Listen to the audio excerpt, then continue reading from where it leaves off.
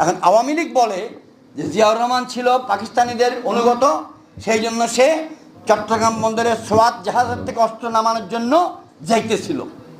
আর আসলটা হলো জিয়াউর রহমানকে মারার জন্য পাকিস্তান সেনাবাহিনী তাকে ১৬ শহর থেকে বিচ্যুত করে চট্টগ্রাম বন্দরের দিকে পাঠাচ্ছিল, ওখানে গেলে তাকে হত্যা করা খুব সহজ হবে, তাহলে অষ্টম বেঙ্গল নেতাবিহীন হয়ে যাবে।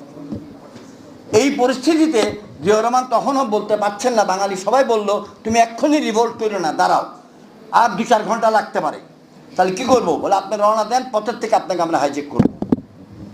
উনি রওনা দিলেন। অর্ধেক পথ যাওয়ার পর চৌধুরী খালিকুজ্জামান এবং অন্যান্য অফিসারদের পরিকল্পনায় তাকে পথের থেকে ফেরত নিয়ে আসা হইল। তাকে যারা পাহারা দিচ্ছিল পাঞ্জাবি সৈনিক, তাদেরকে কাবু করে তাদের অস্ত্রটা হাতে নিয়ে জিয়াউর রহমান মুক্ত হয়ে চলে আসলেন।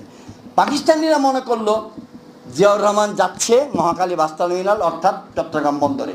আধা ঘন্টা পরে কেল্লা ফতে জিয়াউর